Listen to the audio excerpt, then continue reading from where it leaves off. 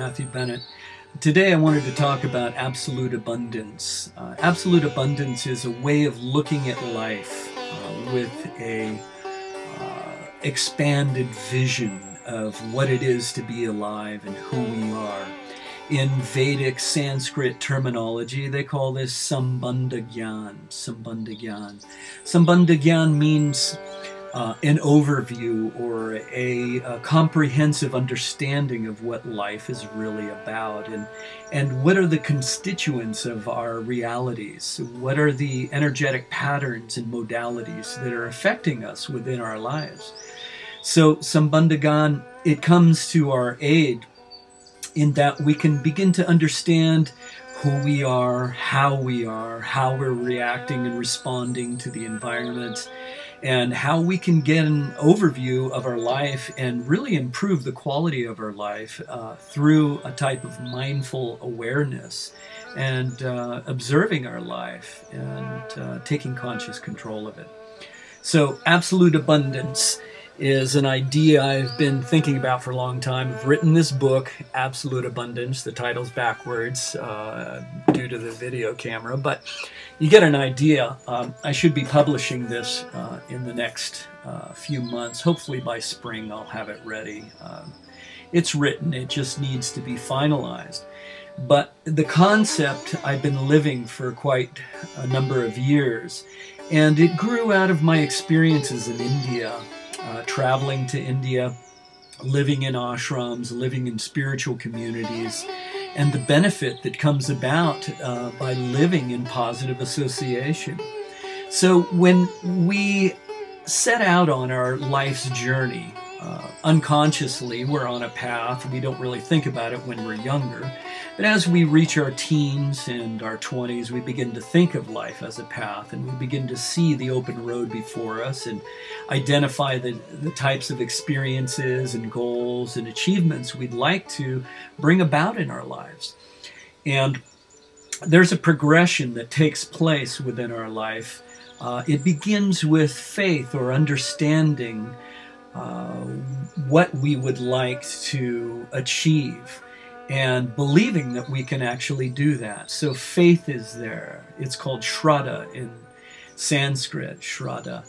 And on the basis of that faith or understanding that there's more to life for us, we begin to search the environment and we find like-minded people.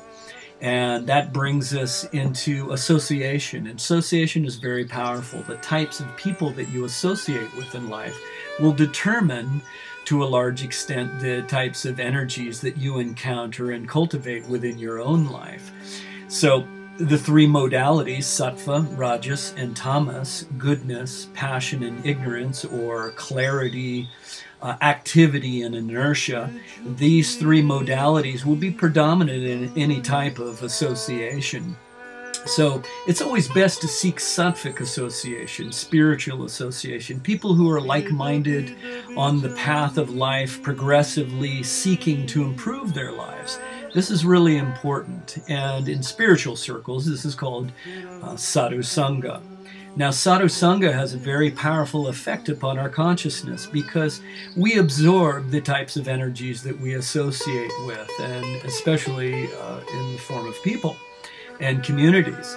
So if you live in a sattvic community or a spiritually motivated community, you're going to have a much better chance of rising above the lower modes of nature that have a tendency to drag us down into negativity and unhappiness and bewilderment. Rajas and tamas, these two lower modes have a tendency to bring about depression, bewilderment, and unhappiness.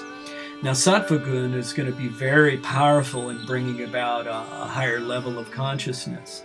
And through sadhu sangha and spiritual activity that takes place within that community of like-minded, spiritually aspiring people will have a powerful effect upon us. So when we come into the association of people who have higher ideals and motivations for unfolding the goodness within our lives, we engage in activities called bhajana kriya. Bhajana Kriya has two words, bhajan, which means to worship or to unite our inner conscious quality with that of divinity or the higher energies of life. And Kriya means activity or engagement. So Bhajana Kriya will have a profound effect upon our consciousness. And the first thing that we'll notice is we'll become brightened, it will become happier and joyful, and then we'll begin to see the effects of anartha nibriti. Anartha nibriti means that unwanted things will fall away from us, specifically negative attitudes. Negative attitudes, misperceptions, negative projections from our own negative psychology, different forms of tamasic and rajarsic attitudes and states of consciousness will begin to fall away from us. And what will happen, you'll have a brightening of your consciousness into sattva gun. And if there's a deep yogic practice involved, it may lead you into higher and subtler levels of sattva gun, such as Shuddha Sattva, pure spiritual goodness, in which your Dharma Buddhi or spiritual consciousness will begin to awaken. And that intuitive faith and brighter perception will begin to enable you to look beyond the everyday experiences and see a deeper level of life and find a great deal more satisfaction in your life.